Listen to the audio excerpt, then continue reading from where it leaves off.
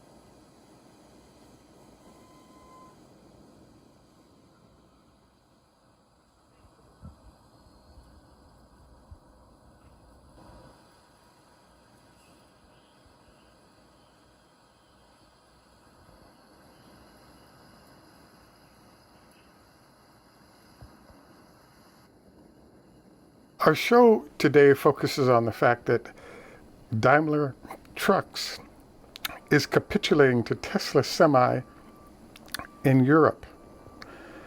So we are currently a year and a half away from Tesla beginning semi deliveries to Europe. In preparation for this, we decided to look at how the anticipated competition is shaping up, and there is a big surprise in the electric space.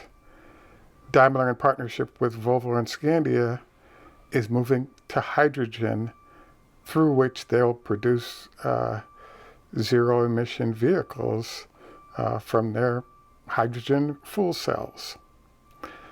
Just a reminder, please take time to like and subscribe. Join us on Patreon if you'd like some extra shows as well as other classes that are not available on the main channel. Upon reading this on the Daimler website, I was stunned. In the US, Daimler has been promoting the eCascadia under its Freightliner brand and the eCanter, which is under its Mitsubishi partnership brand, products at different tiers when it comes to electric vehicles. And I think so. The issue that's popping up is that the list of customers and confidence articulated suggested Daimler was just around the corner from delivering a Tesla competitive product with 500 miles of range. See, the reality is we have a lot of payload issues with the prototypes that have been presented. Basically, the eCascadia, for example, is offering perhaps half the payload that's normal for trucks of that size, and definitely, from what Tesla's articulated, half the payload that Tesla has available. And it's also offering half the range. So, in essence, those products really aren't competitive with the offerings of Tesla. As you may recall, we're seeing cost of electricity versus hydrogen is at a 3-to-1 cost disadvantage to electricity. This advantage could be much greater if late 2024 clients elect to produce their own electric at scale from solar panels or wind turbines.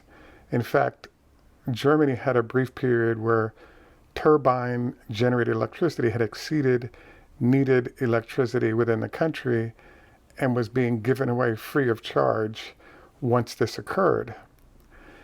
Every time this comes up about the hydrogen discussion, I'm stuck with the Elon comment regarding hydrogen fuel cells.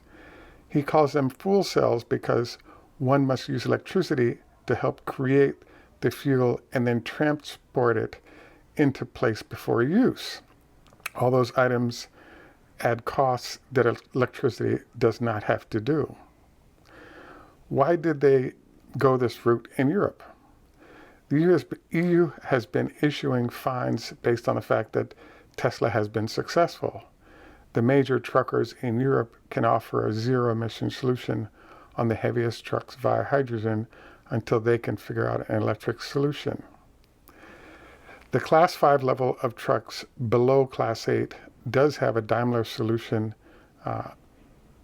called e875, which is a retrofit of an existing truck called the Actos and is in production. Based on production of that truck, one assumes there's demand for electric trucks being filled now by those Daimler trucks being produced. And Peugeot partnership and others are doing sort of smaller trucks that we've been reading about, for example, from Coca-Cola as a customer. It is my feeling that this must be a humiliating experience for the proud Mercedes brand to be outflanked by the Tesla newcomer in the truck space. In fact, the split from the car side of the business that occurred approximately 2 years ago was partially designed to address how Tesla might impact the marketplace on both the car and the truck side. This split actually seems somewhat strange because Tesla, in fact, is able to share parts across cars and trucks, lowering overall costs from an R&D standpoint, as well as scale parts because of what they're producing. With cost to buy and fuel these full cell trucks and the high cost giving customers double the cost of Tesla, the loss of market share will be brutal for Daimler, Volvo, Scandia, and others when the Semi does choose to enter the European market. Welcome to huge new sales and profits in Europe and around the globe for the Tesla Semi based on what we've just described to you. Now, I would have to say that I find all of this very strange because as you know, Tesla's a fairly large company, but Daimler, between both cars and trucks, is way larger and has been around a lot longer. I am very surprised that they have been able to come up with a solution either in the US or in Europe that make them competitive in the electric truck space and therefore the non-need to go to hydrogen. It boggles the mind the amount of sort of losses that could be incurred in the process. Another detail point of the hydrogen sort of move by Daimler / the other partners in their hydrogen efforts was to partner with Royal Dutch Shell to provide fueling locations for these hydrogen trucks, and therefore be able to at least have the competitive advantage of a shorter time to refueling their vehicles that Tesla cannot offer because they're actually working on powering based on electricity. One of the discussions Tesla has not covered, but it'll be interesting to watch, is, as you may recall, as Tesla was moving around the country with its Semi, it had special cables where they could actually take over 3 or 4 car charging facilities and generate the electricity necessary to keep the trucks moving around the U.S. So I would not be surprised if sort of emergency power might be available currently for the Tesla Semi in all the locations around the globe where Tesla is currently operating cars. And I would also not be surprised to see, once the fleets of trucks are serviced in terms of getting their Tesla Semi, we then end up switching into a situation where the current network of sort of electric charging facilities could actually be expanded to have an area for trucks to leverage locations already established for cars, not unlike how truck stops operate currently. So I have to say that after looking at this whole process of what's going on, it looks to me like Daimler has chosen to surrender in the electric space in Europe and sort of dominate the hydrogen space for now, and then sort of moving on to electric if and when they actually figure it out.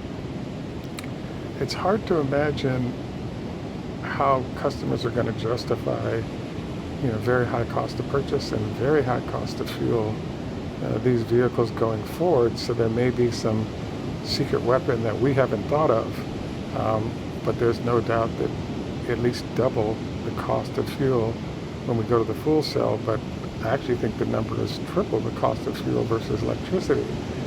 And as we stated before, one could actually see circumstances where sort of large entities will generate their own electricity and therefore perhaps drop the cost of electricity to zero, which is something that they won't be able to do with fuel cells. So we look forward to keeping you posted on this. I have to say I'm very surprised by this, very much looking forward to comments by our viewers on what's going on here, why, and how that sets up the future for them and what I think will be a very prosperous Tesla in the process. So this is the end of our truck discussion, Daimler versus the Tesla Semi. We next move over to our typical health tips. I wanted to note that one of the big challenges I've had is sort of back issues, and there are a number of sort of yoga poses, particularly standing with your feet spread and your hands on your back and just doing backward bends 2 or 3 times a day that have been working very well in reduction of back pain that was shared with us by one of our physical therapy friends. So that's the one I wanted to highlight today. At any rate, this is Greg for Teslafaninsight. Thanks once again for joining us. Tschüss, au revoir, Lahith Road, Hoda Hafez, Zdravstvuyte, Ni hao ma, konbanwa, Japanese, Heido, Swedish, and in Jamaica we say enough respect, walk good man. Thanks for joining us. Have a great day, and bye for now.